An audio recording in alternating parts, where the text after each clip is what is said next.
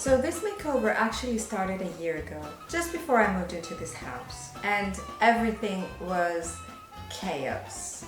Nothing was in place, the kitchen wasn't ready, I was so stressed. But I had already decided something.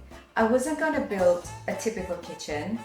I wanted to build it with vintage furniture, pieces with charm and history. This dresser was part of that. I picked it up secondhand. You really don't have to spend thousands on a new kitchen.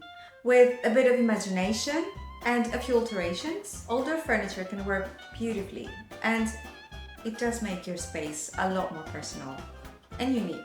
So let me walk you exactly what I did and show you a little surprise that I found inside the drawers. Today I'm working on my dresser, which was supposed to go upstairs in the bedroom. But I decided to do something crazy and bring it in the kitchen.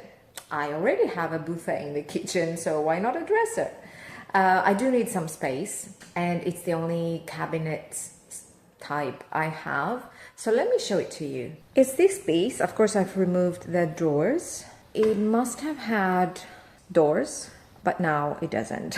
These are the drawers. So I've started lightly sanding it because I'm going to paint it same color as the buffet. But let me show you something crazy I found in one of the drawers. In one of the drawers, I found a piece of paper, and then underneath that paper, which I removed, I found these, which are x-rays. But they are really old. Like, look at this date here. 27th of July, 1946. Oh my gosh. And this one, I can't make the date. I can't read what it says here, but it must be really old as well, because these numbers, just 5 digits, was ancient. I don't know, maybe this one is from the 40s as well. And there's another one from 1951. That was so unexpected, but kind of amazing, right? I started sanding. I'm not gonna remove the whole thing. I just want to make it a little bit more gritty so I can apply the primer and then the paint. There are some bits where I need to apply wood filler. Here there are some holes. I don't really expect a vintage furniture to be absolutely impeccable and perfect. I really don't mind a little bit of wear and tear. But yeah, these things I need to cover. As you can see, the situation with the legs is not the best. What I could do is cut the leg where the decorative thing is, because it's basically the lower part of the legs that is in a bad condition.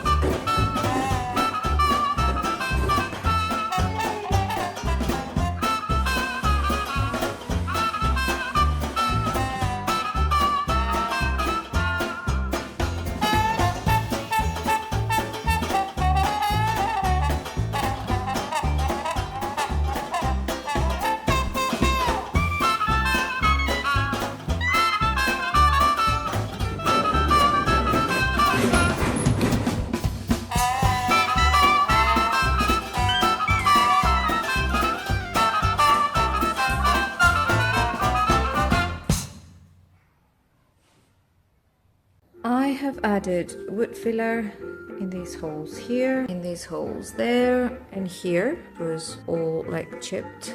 The thing is, what do I do with these? These are quite deep. Wood filler is not gonna cut it. The other one is not deep. It's just that one. So I need to find a piece of wood which is kind of slanted to fill this in. Good luck finding that. I found these. It was one piece, but I cut it into 3 pieces. It is protruding a bit.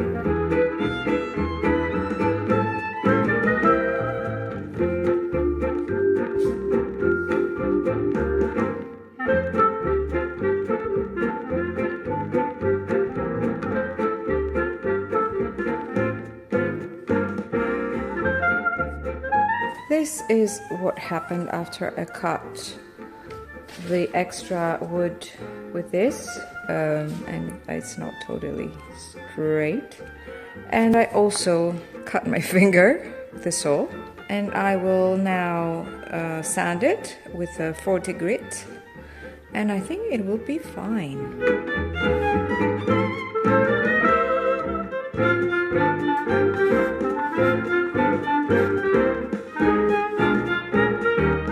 Now, for some reason, I somehow didn't film the actual painting process. But here's a quick clip from a few days after moving in.